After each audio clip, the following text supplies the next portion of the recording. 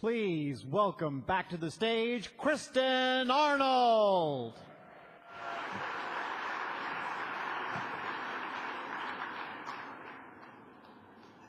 Isn't this pretty?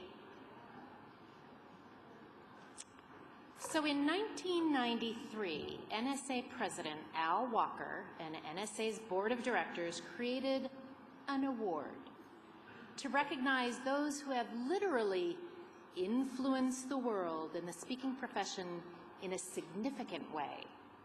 And each year thereafter, the NSA president has presented the Master of Influence Award to the speaker they believe have influenced generations of other speakers. I am pleased.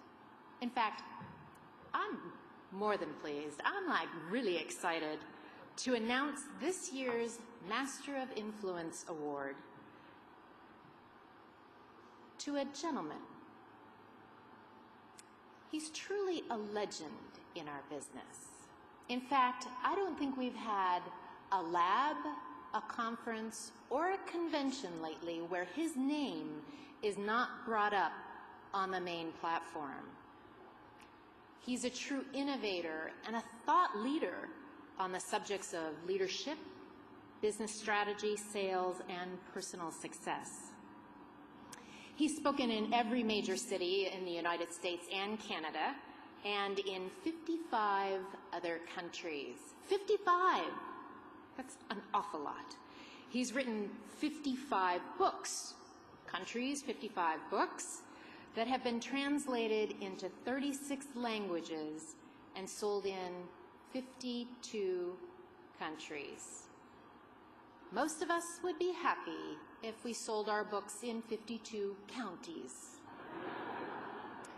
He's produced more than 500, and that's not a typo on this, 500 audio and video learning programs. And in fact, if you stack them on top of each other, it would be pretty high. He's been a member of NSA since 1984 and makes a mean Caesar salad. Please help me congratulate my friend and fellow board member, this year's Master of Influence Award winner, Brian Tracy, CPAE Speaker Hall of Fame. Thank you, Julie. Thank you. Oh, wow. Thank you. Thank you. Please sit down. Thank you. I am so happy to be with you, my dear friends, my colleagues, people I've known all my adult working life are here today, and I'm so happy. That was a great introduction. Of course, she screwed up the beginning of my thank you talk, so I'll have to make it up. When I began my career, I began it quite humbly. I was a high school failout. A failout is not a dropout. I stayed till the end of the year. I just failed everything. And so instead of a diploma, they give you a leaving certificate. It says goodbye, which means that they don't want you to come back. And I didn't. So I started off as a laborer. I started off washing dishes. In fact, I had almost like a classic rags to riches story. I started off washing dishes, and from there I worked in sawmills on the night shift, and I dug ditches, and I worked in construction. One summer I worked digging wells. That's where you start at ground level and you work down rather than up. And when you succeed, you fail, because when you find water, they fire you. It's not a great incentive system. It's very much like our federal government today. Anyway. Well, so I drifted. I lived in my car. I traveled. I worked on ships. No longer find a laboring job. I got into sales, like many of you. And in sales, I spun my wheels, and I spun my wheels for months and months and months until I began asking the question, why is it that some people are more successful than others? And I began asking other people, and they began to tell me. And I asked the most successful people in sales what they were doing differently from me, and they told me, and I did it. And it was one of the great influences in my life, taking this convention's title. The great influence was that you can learn anything you need to learn to achieve any goal you can set for yourself. And still today, if you were asking me what was the climatic or epiphany in my life, it was that. Wow, here I was, a laborer, a high school dropout. I had no friends, I had no money, I had no past, and a limited future, but you could learn what you needed to learn. So I began to study selling, and I studied it, and I studied it, and I would get up at 5 or 6 o'clock in the morning, and I would read for 2 or 3 hours, and I practiced what I learned during the day, and I would listen to audio programs, and then I began attending seminars. I still remember the first seminars where I went to were speakers, like people from NSA were speaking, and I thought I'd died and gone to heaven. And my sales went up and up and up, and finally they made me a sales mangler. And so I began to teach other people, and today, all over the world, I meet people who are today millionaires and multimillionaires who came to my seminars as humble salespeople, again, lost, doing poorly, not making any sales, including people here in this room who are now worth an enormous amount of money, and at one time, they were struggling. Well, what I learned was the law of cause and effect, which says that for every effect in your life, there's a cause, and if you can decide what effect you want, you can trace it back to the cause, and if you duplicate the cause, you get the effects. What it basically says is that if you want to be a successful person, if you want to get great results, then you have to do what other successful people do. And if you do what other successful people do, nothing can stop you, and if you don't, nothing can help you. And the world is full of people who are doing what unsuccessful people do, and they're surprised in the results that other unsuccessful people get. So I got into management, and I studied management. Fastidiously, I studied hundreds and then thousands of hours. I rose up to the head of a $265 million company, one of those ones that Nito buys and sells before lunch every morning. Just little companies. But I took thousands of hours of study in management. I began to teach the subject and so on. And so I finally, one day, I decided to get into speaking. I was 36 years old, and I learned to sell again. When I started professional speaking, I sold my house, I sold my car, I sold my furniture, I sold funds, I sold everything I had. Barbara and I had to move to a small house where we lived for 2 or 3 years while we were learning the joys of getting started in speaking. I worked out that I spent $110 for every person who listened to me for the first year. If you want to know about advertising, I know how to fail in radio advertising, television advertising, billboards. Somebody talked me into that. Direct mail. Finally, run out of money, and I couldn't find. I could not attract anybody to listen to me. I began knocking on doors. I'll try to extend. Thank you. All right. As the philosopher said, life is just one damn thing after another. Well. So I began speaking, I began working, and then when I was in 1984, I ran into Og Mandino, and Og encouraged me to attend NSA. Well, I'd never heard of NSA. I was making it all up by myself. My first talk was 2 days. It was a 2-day seminar. I worked down from there. It took me about 5 years to get to a keynote. My first paid seminar, I was promoting my own seminars, was $150 to an after-dinner talk to a room full of construction executives. But they had an open bar for an hour before dinner, and they'd had wine and liqueurs on the table during dinner, and by the time I got up to speak, and I had planned it, I could still remember that was the most shit-faced audience I've ever seen in my life. Have you ever seen the experience when a person's really drunk and they're looking at you like this? The whole room was like that. And I was talking about leadership and the future and everything else. Talk about pearls before swine. Anyway, I moved from Edmonton, which is not the North Pole, they say, but you can see it from there. And I moved to San Diego. And I had a couple of great experiences. After the first NSA meeting I went to, I met Patricia Fripp, who's now become a friend of mine. She's not only a great speaker, she is a great of speakers. And I remember she walked onto the stage. It was her year of the presidency. And she gave a talk, and I never forgot it. She said it takes 7 years to excel in this field. And I subsequently learned, you've seen Malcolm's book, The Outliers. I subsequently learned over the last 20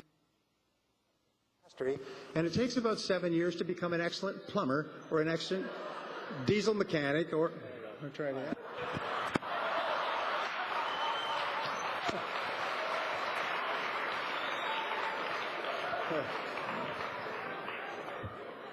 I think I heard Art Linkletter say many years ago is they don't know if there's anything wrong as long as you don't act as if there's anything wrong. So you just keep smiling. You know, smile though your heart is breaking, you know.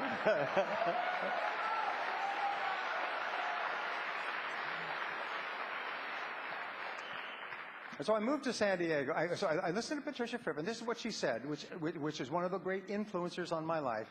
She said it takes 7 years to become excellent at speaking. But it's not 7 years of just working at it. It's 7 years of total head down, focused, hard, you know what kind of work in order to become an excellent speaker. That means you have to read the books, and you have to attend the courses, and you have to listen to the audio programs, and you have to go to the seminars, and you have to work and rework your material. Nido Kabin had a great influence on me many years ago. He talked about giving a speech here that he spent hour after hour after hour rehearsing and walking and talking and rehearsing to give once in his whole life. And when he gave it once, he gave it without notes, and he gave it in Nido's inimitable smooth style, and it was a beautiful talk. But the hours that went into it, and I've been given 20,000 people to speak to in 15 minutes. Do you know how long it takes to prepare a 15-minute talk for 20,000 people? 15 hours. Anyway, so I learned that from Patricia, so I never expected it to be easy. And it's a very important thing. If you don't expect it to be easy, then it's not as hard as it might be. If you expect it to be easy, then you'll always be frustrated. So I moved down here, and then, before I moved from Edmonton, I had another great experience that changed my life as well and had a great influence on me. It's my friend Joe Sharon, who's right here. One day I got a call from someone who'd been through one of my seminars, who also worked for IBM, and I hope I can use the name. And they called me at IBM and they said, "We've heard that you are speaking. We'd like to audit you to see if we will use you as a speaker for our managers." And so I went down to Toronto, and Joe was in charge of manager development at IBM in Canada at that time. And he and a group of people had me come in and give a talk. Then they send you outside and they discuss you. And then, you know, it's almost like you're going to sentence you to death or not. And then you go back in and they said, "Well, on balance, we have decided to have you speak for our managers." I learned later that Joe cast the deciding vote. And that's what he says. But nonetheless, that gave me an opportunity. And I put in more hundreds of hours planning for those talks. And I got 25 talks for IBM over the course of the next few years, and it broke open corporate America for me. As a result of that, I've spoken to 1,000 corporations over 25 years. But Joe opened the door for me, and I want to thank you, Joe. You've had a great influence on my life. You know that. And then, after I moved to San Diego, I started doing public seminars just a little bit, and one day I got a call from what I consider to be one of the great people in this industry, a man named John Hammond. And John Hammond was going from city to city with a team, going out, knocking on doors, selling seminars for Zig Ziglar and other speakers. And he asked me if I would like to share the stage with Zig Ziglar doing public seminars. And it was a great opportunity, and I said yes, and we worked together for years and years. And John is right here. And he's one of the great men in this industry. And thank you very much, John. I appreciate you.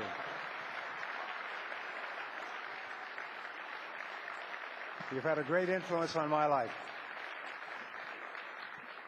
And I could go on and on, but I'm running out of time. But I will say this, that other people here have had a great influence on me. Nido Kabin was one of my dear friends who actually read my talk for the CPAE award. He asked me who I would like to give the talk, and I said him. And he said he doesn't normally do it, but he did. He was my dear friend for years. And also Naomi Rhodey has been a great friend of mine, and Ty Boyd I've learned so much from, and Jim Cathcart, and so many other people here that have been such inspirations to me. Of course, the most important of all has been my wife, Barbara. My wife, Barbara, is the love of my life. And from the time I decided to speak until now, she has supported me 100%. She supported me, as I say, through thick and thin, and there's been lots of thin. And anybody who's been in speaking knows that, so thank you, my dear. You know how much I appreciate you. And I appreciate you as well. Glenna was saying that if you could write something on a T-shirt, what would you write on your T-shirt?